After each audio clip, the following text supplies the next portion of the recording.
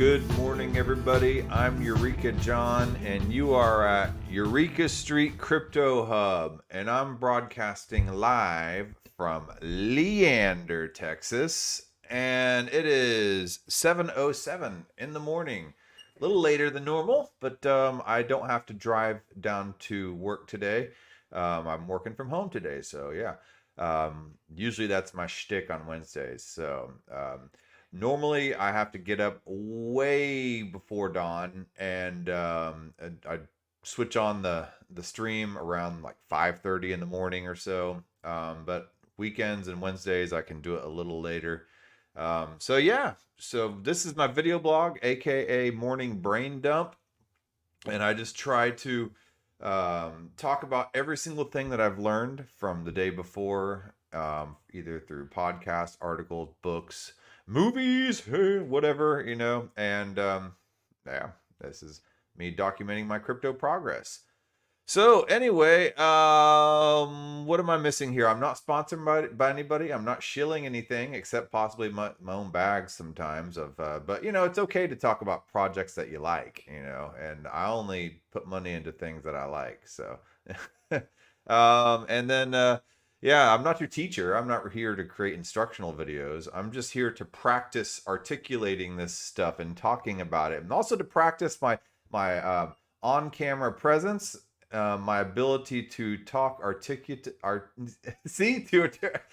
can't even talk right now. So that's how this is what this is all about. This is my sandbox, so no matter what happens and what types of projects I might be involved in and other work I do. For instance, I do some stuff for the Bankless DAO. I work and have produced the Daoist interviews and podcasts and stuff like that.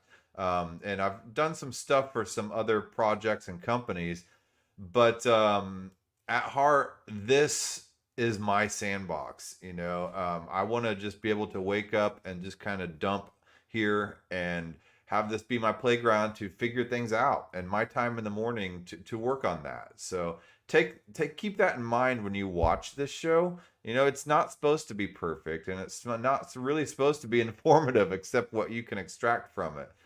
So yeah, anyway, so yeah, give it a thumbs up or whatever. I don't really honestly look at the stats all that much. But I mean, of course, you want the show to grow. I'm not saying I don't care. No, I'm not saying that. But it's so yeah, just give it a thumbs up on the YouTube or Odyssey. I do try to get these up on BitChute as well. Like I said, I'm streaming live on Float.app. That's FLOTE.app. It's just a really small, pretty new, very new social media network that's decentralized social media and very anti-censorship. Yeah, they have a good video streaming platform, and the technology works great. It's kind of a mesh between Twitter, Facebook, and YouTube, and so yeah, I don't know. So far so good. And then yeah, that's all I really have. Thanksgiving's tomorrow. So it's been kind of a slow week as far as getting people to interview and stuff like that. I'm honestly not interested in trying to bundle up my schedule with all that. So but yeah, so let's go take a look here at CoinGecko. The markets seem to be in a little bit of red today, and that is pretty awesome, actually.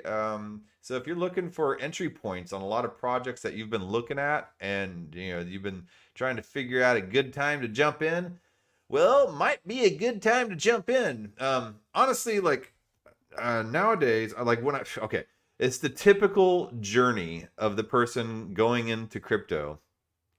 First, they just jump in and they get that wallet. They get the centralized account and they buy a little bit of Bitcoin, and then they probably end up buying some like Doge or Sheeb because they hear about some amazing investment opportunity. They hear about all the green candles of price shooting up, and Elon Musk tweets about it, and they want to get in on the action, and they can buy a lot of the Doge tokens and a lot of the Sheeb tokens and Shiba Inu tokens. Or they find something cheap that they can buy a lot of them because they don't want to buy 0.0010001 or whatever of Bitcoin because it just doesn't sound sexy. Like I have 0.0001. When you think about it in terms like, don't think about it in terms like that. Think about it in terms of sats, satoshis, because the one Bitcoin is denominated in a lot of satoshis underneath of that. So try to think about it. But they still these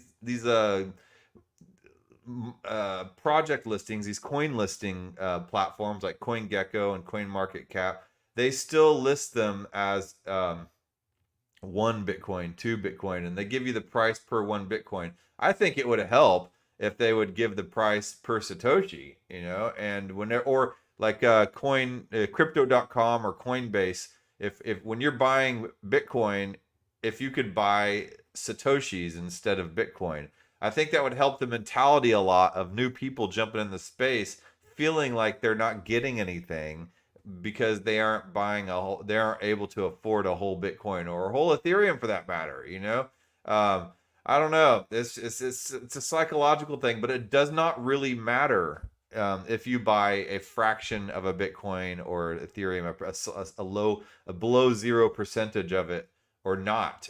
You're still buying that amount in dollars of that asset. So yeah, people will be like, well, but I can buy like 1 million Shiba Inu tokens for $10 or whatever, and so they feel like they're accomplishing more, but in actuality, they're accomplishing quite a bit less. But you start out with pure speculation. You jump in and you're just like, yeah, I want to make money. I want to get rich. Get rich. And I don't know. Nobody who uses the term "get rich" usually actually gets rich. I mean, that's not what happens, okay? If you're using the term "get rich," you ain't gonna get rich, okay? So try to be smart. So you open up your first wallet, and it's usually a centralized wallet like Coinbase or Crypto.com. And there's some others that I like. Abra Wallet. I like Voyager Wallet. I use Crypto.com, Abra Wallet, and Voyager Wallet for my 3 big ones. Sometimes I'll use Coinbase if necessary, but Coinbase kind of has high fees. So that's a centralized wallet.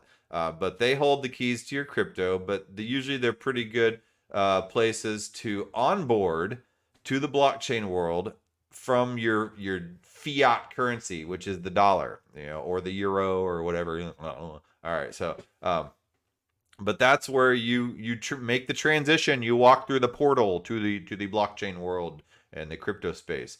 And then once you get on through there, then you can make a quick transfer over to. All right, okay, yeah. If you have a ledger, which is like basically a flash drive, that you can plug into your computer, you can transfer and hold all those assets immediately over to that ledger. Then you can unplug it from your computer and you can let it set it and forget it and not worry about it for a while. And there's other functions you can do on those ledgers too, like staking and stuff like that, but I'm not going to get into that right now.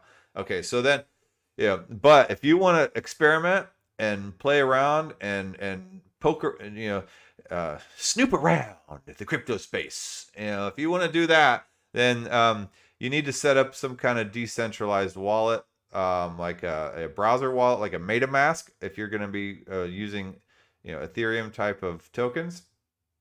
And so you'd want to go to set up one of those, and then with a MetaMask and a browser wallet, you are suddenly able to access all these Web3 dApps, decentralized applications, or Web3 websites, basically is what they are. They're just websites with the capability to plug in a wallet to it and to have access to your cryptocurrency and to do stuff with it. Right now, most of the dApps are based around the idea of yield farming, speculation, investment, and stuff like that, because that's where the space is right now. However, with the introduction of NFTs and things like that, the whole world of cryptocurrency is expanding further and further outwards. The universe is constantly expanding, and so too with the crypto space. So anyway, I'm just sitting here going on a long rant. So Bitcoin 56,389.75, Ethereum 4271.71, Binance Coin 587.58. Tether 99 cents, Solana 213.08, Cardano $1.66, XRP $3, Polkadot 39.06, USDC, it's a stable coin as well, along with Tether, 99 cents. And a stable coin is just a representation of the dollar. So it's a way to be able to jump back in the dollar from any other type of cryptocurrency without actually having to go back through your centralized onboard offboard ramp like crypto.com, Abra, Voyager, Coinbase, anything like that, and then transfer back into the banking system, which takes several days to process, and a lot of times they'll lock your account and freeze your account due to security reasons because they don't like crypto companies and all that stuff. You got to get on the phone and say, yes, this was me, So, yeah, if you don't want to do all that and you just want a safe little landing place back into the dollar while you strategize your next move, stable coins are good for that. So that's why stable coins are here. So then there's, let's see here, after USDC, there's the Doge. I don't know why. So I love that Shiba Inu is getting kicked down and, kicked to the curb. Shiba Inu needs to spend some time outside. It's been a little lapdog for too long, So let's put Shiba Inu outside in the doghouse. Put its water bowl and food bowl out there. It's a nice day out. Okay, it can take it. Let Crypto.com and Avalanche come on up here. All right. So anyway, okay. So I've been doing some studying. Let's get off of this. And I've been reading up on. Okay, so yesterday I talked about processors, blockchains, and evolutionary, like the whole evolution from monolithic microchips to modular chips, right? And because Moore's law was kind of beginning to come at a standstill because there's only so many times, because Moore's law is the idea that it started with a single chip and the transistors on it, and every single year the amount of transistors would double, right? And that was the pace of innovation, and it seemed to be pretty consistent. But the higher the larger, the more transistors you have to accommodate, the larger the chip and stuff like that. And it seems to be, at some point, you can only, like, for instance, when you fold a paper in half too, the size decreases pretty significantly, but you can only fold a piece of paper so many times.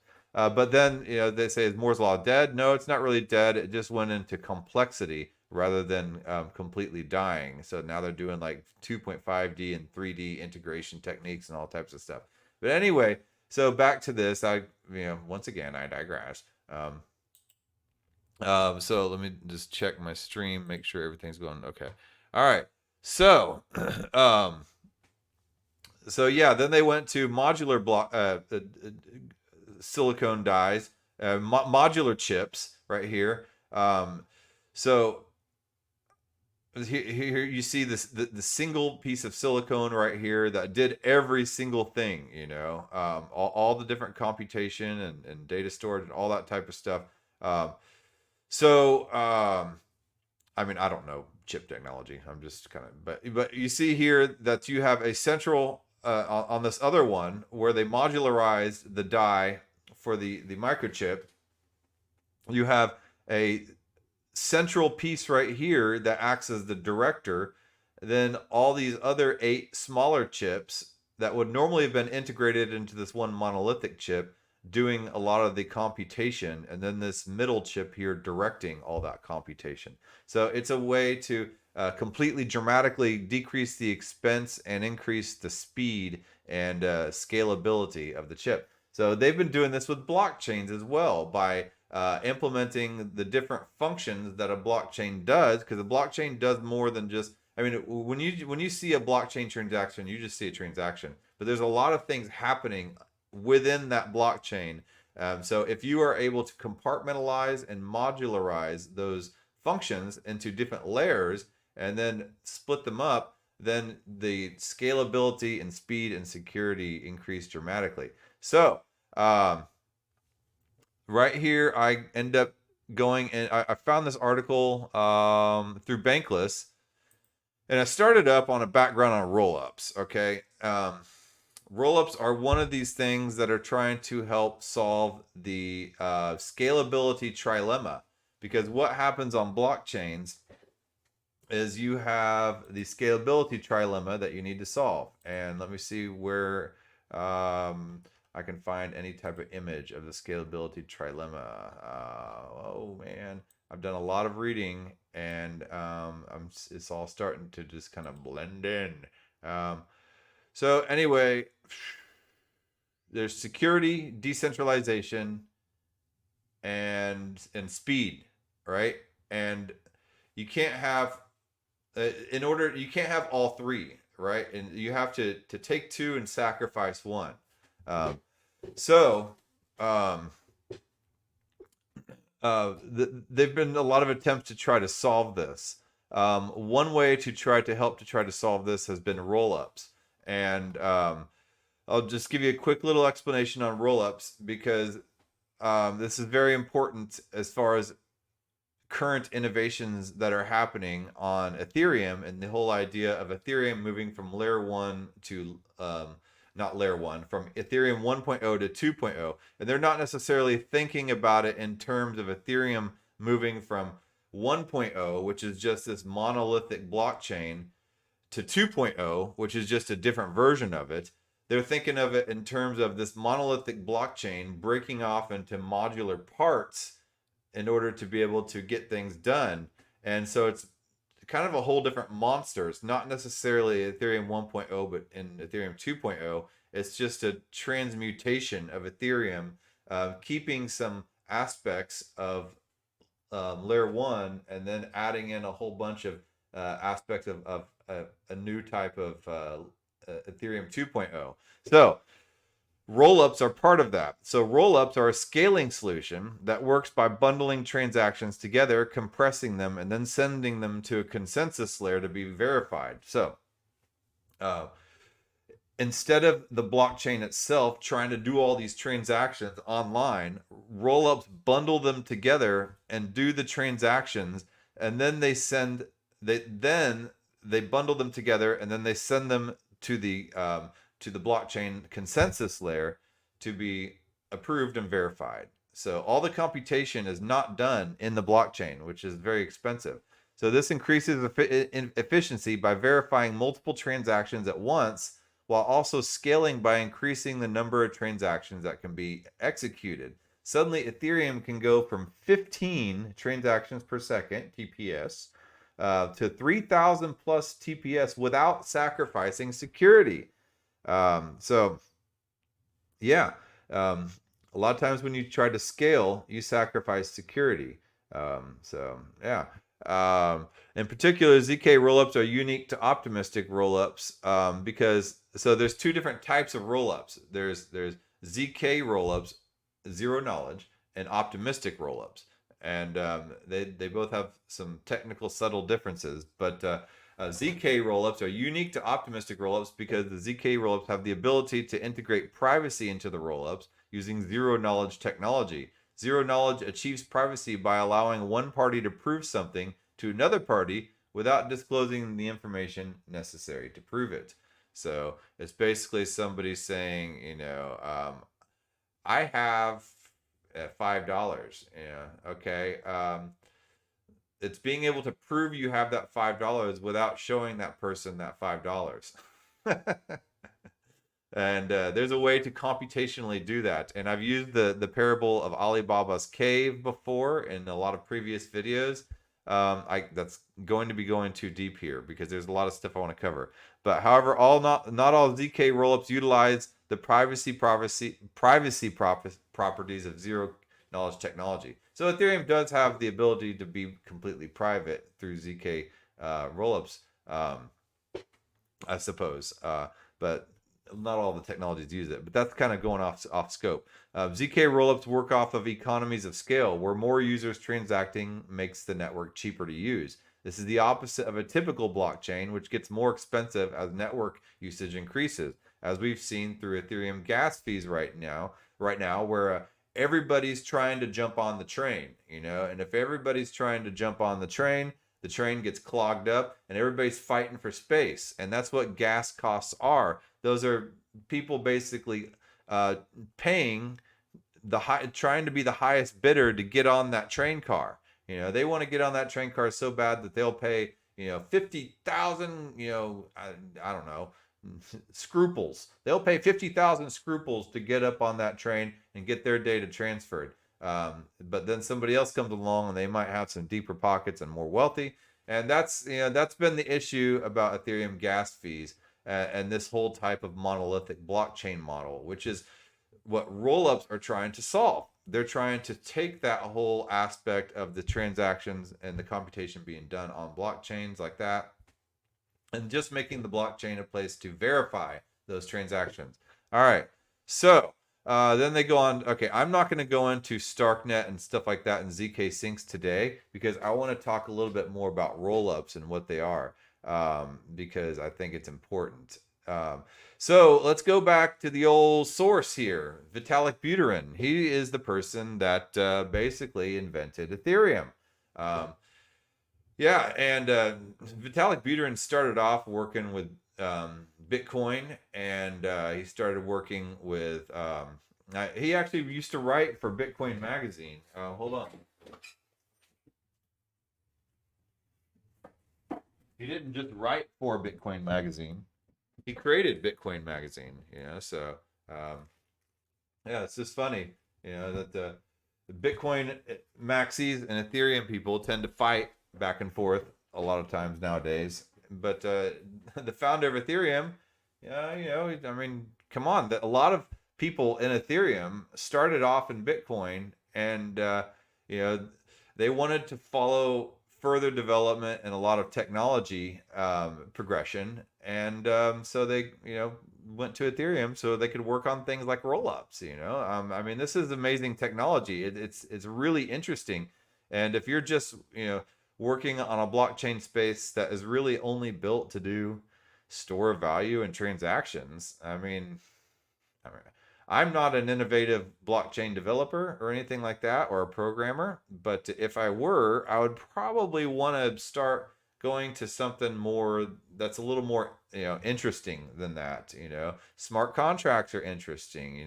All this stuff, the rollups, all the Starknet and Starkware and all that stuff, it's really interesting. ZK zero knowledge proofs are interesting. And yeah, so I mean, Bitcoin is working on a lot of other stuff, and a lot of ways to implement complementary things such as state channels. They just did the Taproot upgrade, which is kind of initialize and bring in some privacy aspects. There's a ways like block stacks are applications that are being built on top of Bitcoin to allow smart contracts and stuff like that. So I mean, and then there's what was that one that's called? It's allowing NFTs. It's on the tip of my tongue. But there's a way to now allow tokenization and NFTs through Bitcoin. But it's not done directly on the Bitcoin blockchain, is what I'm saying. But anyway, I digress once again.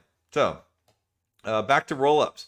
Rollups are all the rage in the Ethereum community and are poised to be the key scalability solution for Ethereum for the foreseeable future. But what exactly is this technology, and what can you expect from it, and how will you be able to use it? This post will attempt to answer some of those questions. So background, what is layer 1 and layer 2 scaling? And you hear me talk about layer 1 and layer 2. So there are two ways to scale a blockchain ecosystem. First, you can make the blockchain itself have a higher transaction capacity. So when I was talking about that train car and everybody trying to auction and get on that space, the problem is that the block size, you can only increase it so much, before it becomes a problem. So the main challenge, you can make the blockchain itself have a higher transaction capacity. The main challenge with this technique is that blockchains with bigger blocks are inherently more difficult to verify and likely to become more centralized. And with a blockchain, you want it to be as decentralized as possible. One, so it can't shut down, and two, so you don't have any one central entity controlling everything. So to avoid such risks, developers can either increase the efficiency of client software or more sustainably use techniques such as sharding to allow the work of building and verifying the chain to be split up across many nodes. And by sharding, I mean like a crystal shard with a D, not shart, and like in your pants. Okay. So um, so techniques such as sharding, like take a crystal and smash it on the ground, and you have shards go everywhere and little pieces, but they are all of the same composition as the one large crystal. So think of a chain breaking off into a bunch of different shards, and each node having little pieces of all that data to work on, and then it all converges onto the same chain. So sharding allows the work of building and verifying the chain to be split up across many nodes. Think of a database, for instance, too. It has a lot of computation to do, but you keep the East Coast customers on one shard and the West Coast customers on another shard, and then the transactions for each of those respective ones can be done on each respective node, but they all converge on the main blockchain. So the computation is done separately. So sharding allows the work of building and verifying the chain to be split up across many nodes. So a lot of that work is split off. Many hands make light work. So let's see here. They were using these sharding techniques on Ethereum 2.0, but they've changed the way they're doing Ethereum 2.0. But okay. And then the second way to scale a blockchain is to change the way that you use that blockchain. Instead of putting all activity on the blockchain directly, users perform the bulk of their activity off-chain in a layer 2 protocol. There's a smart contract on-chain which only has two tasks: processing deposits and withdrawals, and verifying proofs that everything happening off-chain is following the rules. There are multiple ways that these proofs happen, the ways that they do them, but they all share the property that verifying the proofs on chain is much cheaper than doing the original computation off chain. So just verifying is a lot cheaper than doing, okay. So there are three major types of layer 2 scaling: state channels, plasma, and rollups. All right, so the state channels, Bitcoin uses state channels with a Lightning network, and it's basically being able to open up a connection to one person, or groups of people, I think, and to be able to do a bunch of transactions during the opening of that channel, and then when you're done, you shut the channel. So imagine that Alice is offering an internet connection to Bob, in exchange for Bob paying her 0.001 cent per megabyte. Instead of making a transaction for each payment, Alice and Bob use the following layer 2 scheme. Bob puts $1 into a smart contract to make his first payment to Alice. Bob signs a ticket that's off-chain that simply says $0.001 and sends it to Alice. To make his second payment, Bob would sign another ticket that says $0.002 and send it to Alice, and so on and so forth for as many payments as needed. When Alice and Bob are done transacting, Alice can publish the highest value ticket to chain wrapped in another signature from herself. The smart contract verifies Alice and Bob's signatures and pays Alice the amount on Bob's ticket and returns the rest to Bob. If Alice is unwilling to close the channel due to malice or technical failure, or she's asleep or whatever, Bob can initiate a withdrawal period, maybe 7 days, right? If Alice does not provide a ticket within that time, then Bob gets all his money back. So if she flies the coop, Alice, there's no risk there. So the technique is powerful. It can be adjusted to handle bidirectional payments, smart contract relationships. For instance, Alice and Bob making a financial contract inside the channel, and composition. If Alice and Bob have an open channel and so do Bob and Charlie, Alice can trustlessly interact with Charlie. Okay, but there are limits to what channels can do. Channels cannot be used to send funds off-chain to people who are not yet participants. And channels cannot be used to represent objects that do not have a clear logical owner, like Uniswap. So you can't do an automated market maker using state channels. And that's what Uniswap is. It's a decentralized exchange. It's an automatic market maker. And a lot of times there's no clear owner of who owns what tokens. So in channels, especially if used to do things more complex than simple recurring payments, require a large amount of capital to be locked up. So notice that for the 0.001 cent transactions, or $0.001 transactions that Bob had to put down $1. And that's a huge significant difference. So it requires a large amount of capital to be locked up. So how does plasma work? So that was state channels. This one of the three types of layer 2 scaling. Plasma is a different type of one. To deposit an asset, a user sends it to the smart contract managing the plasma chain. The plasma chain assigns that asset to a unique ID. Each plasma chain has an operator. Every interval, the operator generates a batch consisting of all the plasma transactions they've received off chain, and they generate a Merkle tree. And Merkle's trees are something in cryptography that allow transactions to happen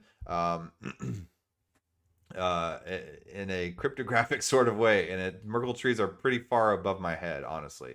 But anyway, they generate a Merkle tree where at each index X in the tree, there is a transaction transferring asset ID X if such a transaction exists, and otherwise that leaf is 0. What did I just say? So they publish the Merkle root of the tree to the chain. They also send the Merkle branch of each index X to the owner of the asset.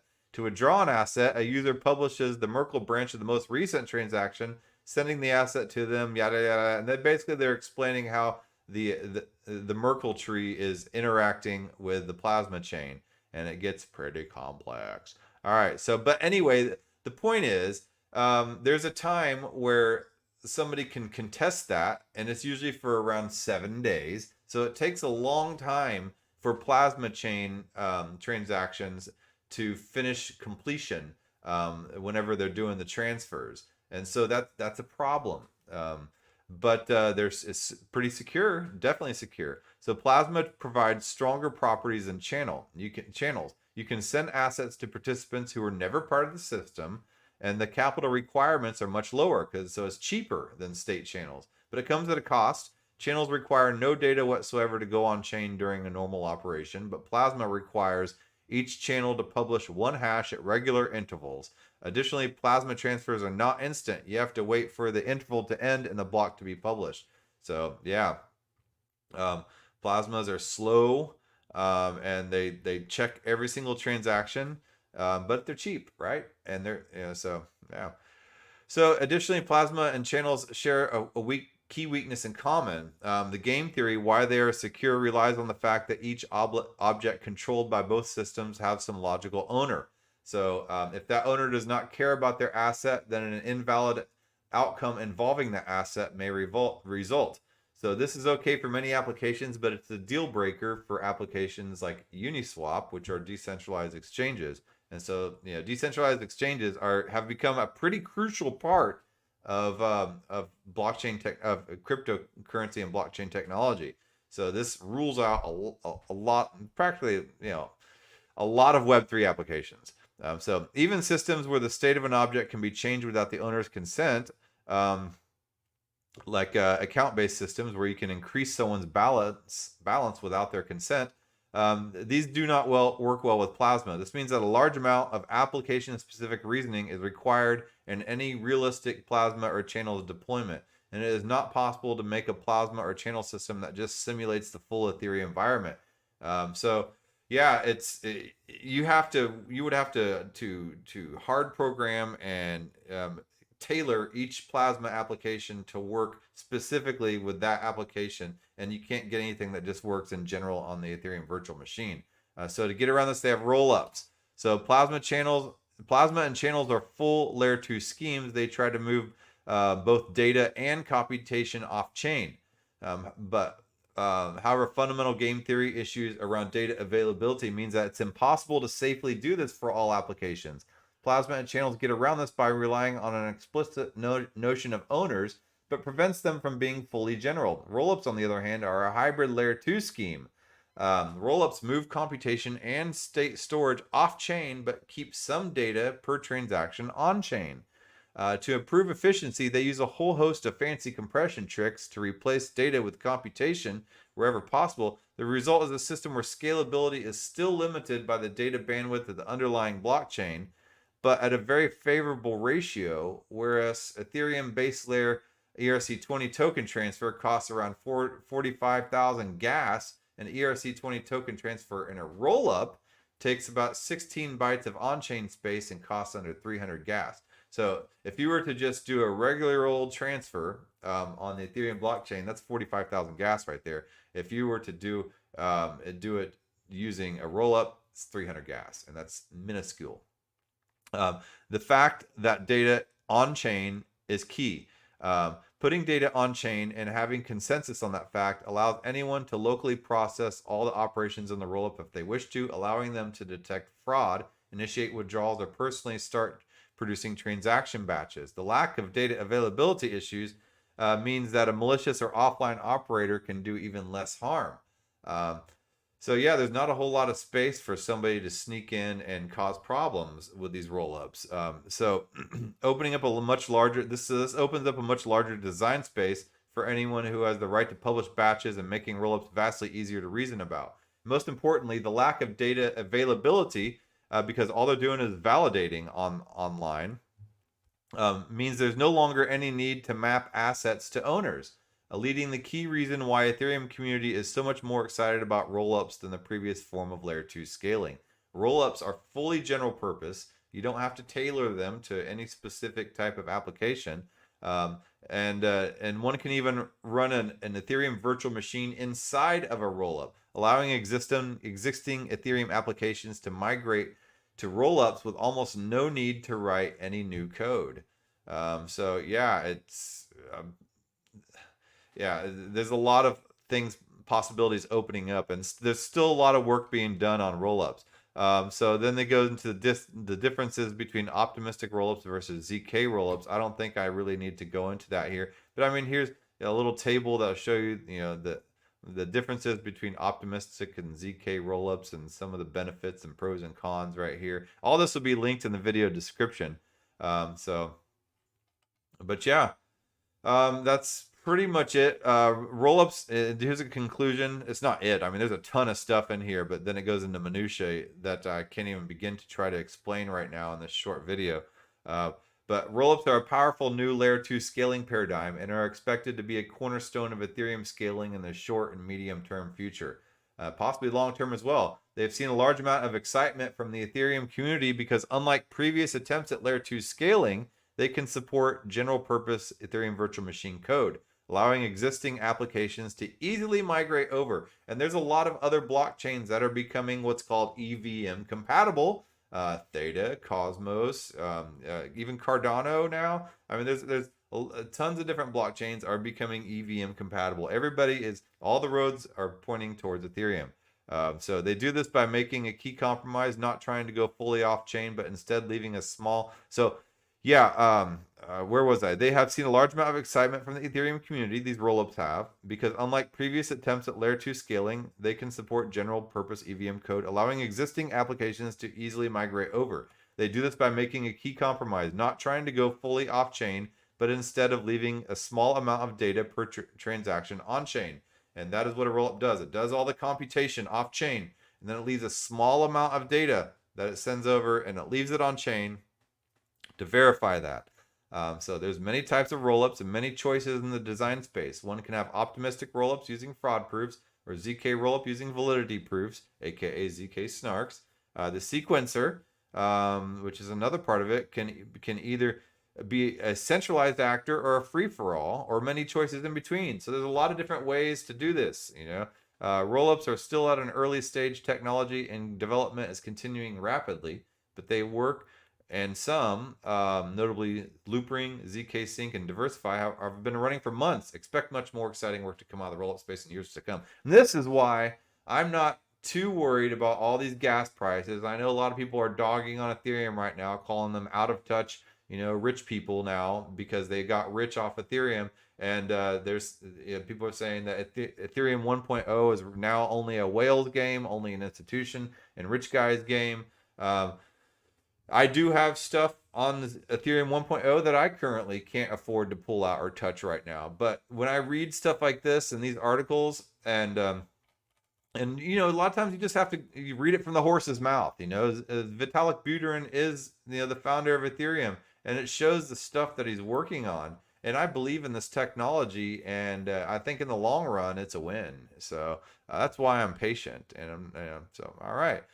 Anyway, that being said, I've gone well over time today, 40 minutes and 30 seconds. And this is such difficult stuff to talk about technically, because I'm not good at talking about this stuff. But this is why I do this show. I'm sitting here realizing how I sound sometimes when I try, because when I read it, I sound amazing. Whenever I'm reading it and understanding it and being like, oh yeah, that's totally cool, yeah. And then you try to like talk about it, and which is what I just tried to do here. And as you can see, a lot of it didn't really come out too well.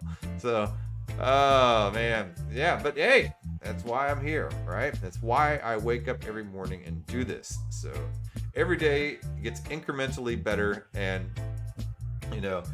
I believe when you learn something, you kind of have to put yourself through a painful process. And, a lot of times you inundate yourself with stuff and you feel like you're not understanding a single word that they say, but in the background, not in your frontal cortex, in the background, your brain is picking up things. Your whole body operates off of stuff you don't think about and learns from things you don't even think about or register. So if you completely inundate yourself with podcasts, with literature, with concepts, your brain is picking up patterns that you're not cognitively thinking about. So, and that's how you learn languages too.